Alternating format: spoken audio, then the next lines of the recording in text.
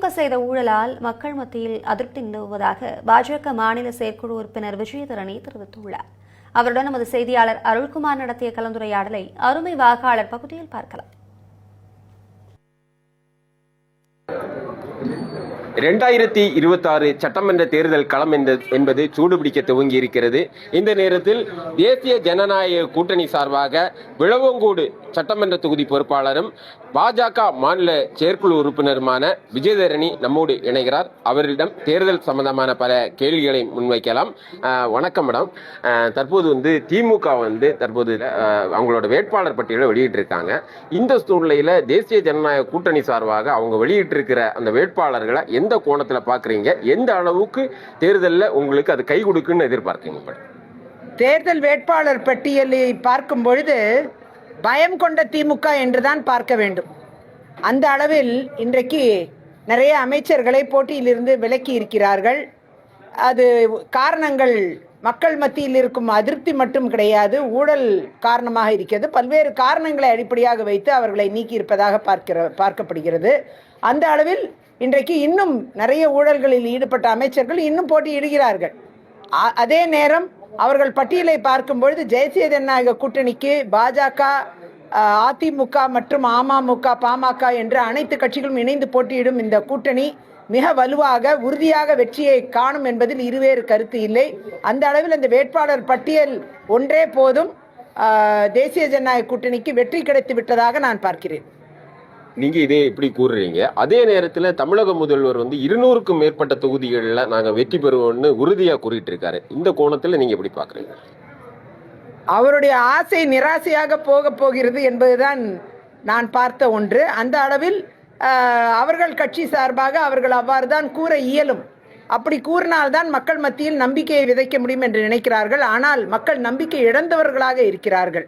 இன்றைக்கு சட்டம் ஒழுங்கு சூழ்நிலை, பெண்களுக்கு எதிரான குற்றங்கள், பாலியல் வன்கொடுமைகள் என்று சிறுவர்களுக்கு எதிரான குற்றங்கள், கொலைகள், கொள்ளைகள் என்று எங்கு பார்த்தாலும் பிரச்சனைகளை சந்தித்து கொண்டிருக்கும் மக்கள் ஒரு மாற்று சக்தி வர வேண்டும், ஒரு மாற்று அரசியலுக்கான ஒரு நிலைப்பாடு ஏற்பட வேண்டும் என்ற ஆவலோடு இருந்து கொண்டிருக்கிறார்கள். ஊழல் என்பது ஊற்றுக்கண்ணாக இருக்கும் திமுக ஆட்சியை அவர்கள் மாற்ற வேண்டும் என்ற உறுதிப்பாட்டோடு இன்று செயல்பட்டு கொண்டிருப்பதை நாம் பார்க்க முடிகிறது.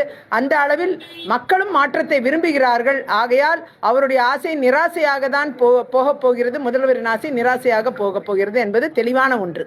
குமரி மாவட்டத்தை சார்ந்த ஒரு அமைச்சரின் தொகுதியை கம்யூனிஸ்ட் கட்சிக்கு கொடுத்திருக்காங்க. அதே சூழ்நிலையில திமுகவினரே பட்டாசு வெடிச்சு கொண்டாடுறாங்க. இந்த நிகழ்வுகளை நீங்க எந்த கோணத்துல பாக்குறீங்க? இதுதான் அந்த உண்மையான மனநிலையை நீங்கள் பார்க்க வேண்டும். மக்கள் மனநிலையை திமுகவினரே பிரதிபலிக்கிறார்கள் என்று நான் பார்க்கிறேன்.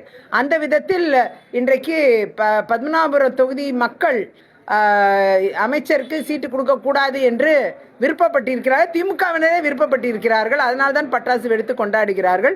அந்த அளவில் இன்றைக்கு அதை வேற கட்சிக்கும் மாற்றிவிட்டு இருக்கிறார்கள் அந்த தொகுதியை. அவ்வாறான அவநம்பிக்கையை அமைச்சர்கள் தொகுதிகள் ஏற்படுத்தி இருக்கிறது. அனைத்து அமைச்சர்கள் தொகுதிகளும் இவ்வாறான அவநம்பிக்கையை மக்கள் மத்தியில் விதைத்திருக்கிறது என்பதுதான் பார்க்க முடிந்த ஒன்று. இவர் அதற்கு ஒரு உதாரணமான ஒரு அமைச்சராக அமைந்திருக்கிறார். இன்னும் பல அமைச்சர்களின் தொகுதிகள் இது போன்ற சூழ்நிலையில்தான் இருந்து கொண்டு இருக்கிறது. காங்கிரஸ் பாராளுமன்ற உறுப்பினர் ஜோதிமணி காங்கிரஸ் தலைவர் சீட்டை பேரம் பேசி விற்பனை பண்ணுவதா ஒரு குற்றச்சாட்டை முன் வச்சிருக்காங்க. நீங்க ஏற்கனவே காங்கிரஸ்ல பயணம் பண்ணியிருக்கீங்க. இதை எந்த கோணத்தில் நீங்க பாக்குறீங்க? ஜோதிமணி அவர்களுக்கு இன்றுதான் தெரிந்திருக்கிறது இது விற்பனை செய்யப்படுகிறது என்று. எனக்கு ஏற்கனவே தெரிந்த ஒன்று.